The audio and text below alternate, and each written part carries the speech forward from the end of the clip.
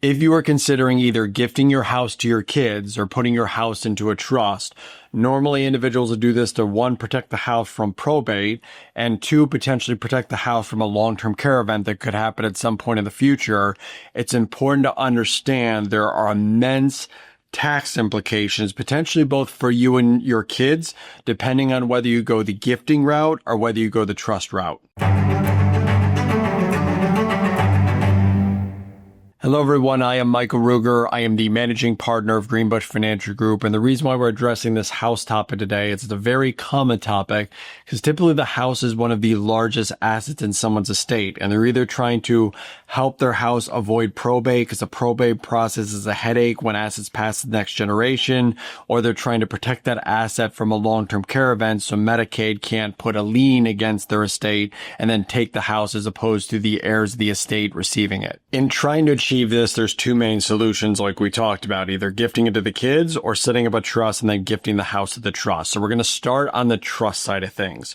So it's important to understand that in trust world, there are two distinctly different types of trust. There's revocable trusts and there's irrevocable trusts. We'll start off by addressing the revocable trust. So individuals will set up a revocable trust to own their house for the primary reason that they want to avoid probate on that asset. So normally when the second spouse passes away or the individual passes away, there's this probate process that involves attorneys, the courts, appraisals. It's time consuming and it might take a few months before the kids actually get ownership of the house. So that can all be avoided by saying, hey, I'm going to house owned by a rev trust. There's no probate process when I pass. The house just goes to the kids. The other attractive part of a revocable trust is not only does it allow the house to avoid the probate process, but allows the current owner of the house to maintain full control versus the irrevocable trust, which we're going to talk about in a little bit, which is the owner gives up a lot of control of that asset as soon as it's gifted to the trust. The third benefit of the revocable trust is not only does it avoid probate when the house passes,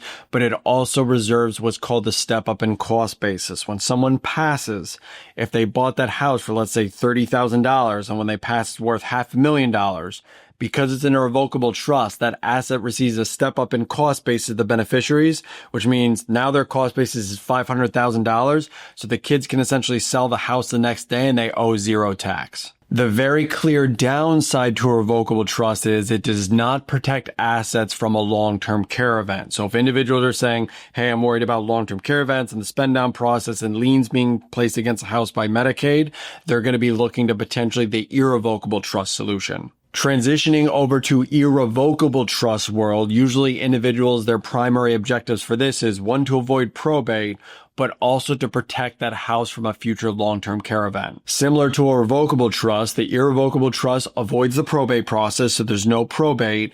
The advantage is if that house is in that irrevocable trust for more than 5 years, so you got to get past this 5-year look back period associated with Medicaid.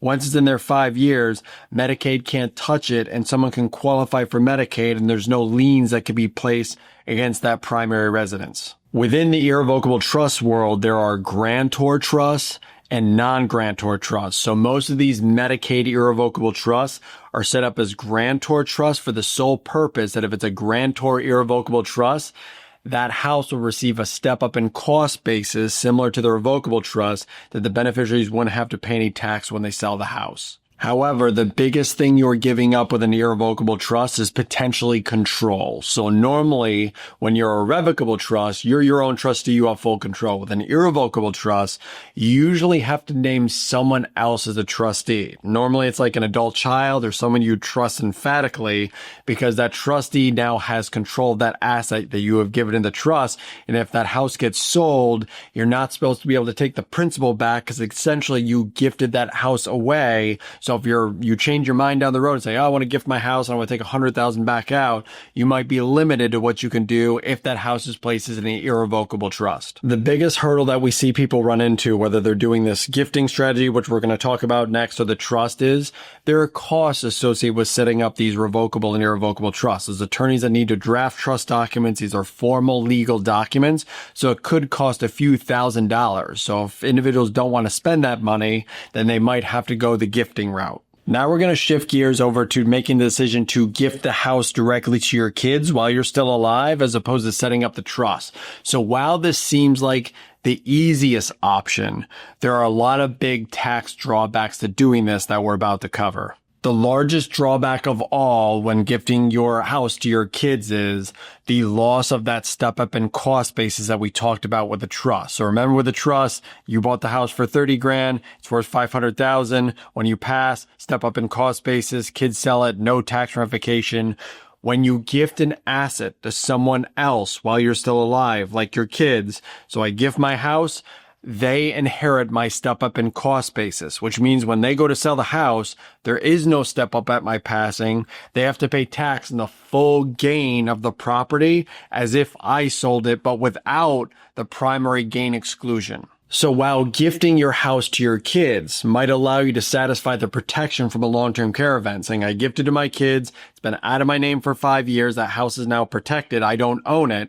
While you may have achieved that, you may have just saddled your beneficiaries with a huge tax liability. And if you talk about, let's say, a $200,000 gain on a house, that might cost them $30,000 or $40,000 in taxes. Or wouldn't it have been better to spend the $2-3 grand to set up the trust so that step up in cost basis happened? You protected the house from a long-term care event, plus it lowered the tax bill to your beneficiaries. Gifting also brings up that same issue of loss of control. You don't own your house anymore. You have gifted it to your kids. Your kids now own it. So if you want to sell the house, you now have to run around and get the permission of your child or whoever you transfer the ownership to. There is one special carve out to this gifting strategy that if you gift with what's called a life estate, it allows you to maintain a little bit control of the property, but more importantly, gifting with a life estate may allow your beneficiaries to retain some of that step up in basis that was lost with the outright gift without the life estate. This is more of a complex topic, but what we'll do is I'll include a link to that video in the description of this video if you want to learn more about gifting with a life estate. So when we really evaluate what's the better of the two, put the house in the trust or gift the house to the kids, it is based on your personal investment objectives, but there are a lot of advantages that the trust has over the direct gifts to the kids. There's retaining some control when we talk about a rev trust, that we're protecting assets from a long-term care event in an irrev trust scenario. Also, if there's any minor beneficiaries in the mix, so kids, grandkids that aren't 18 or 21 yet, and you don't want to see them get all their inheritance when you pass, a trust can say, well, they're not going to get it until they turn 25, 30, 35. So there's some control after the passing of the decedent as to what happens to those assets that the trust can fill those needs. I hope this information was helpful. If you have any questions, please feel free to reach out to me at greenbushfinancial.com. Thank you.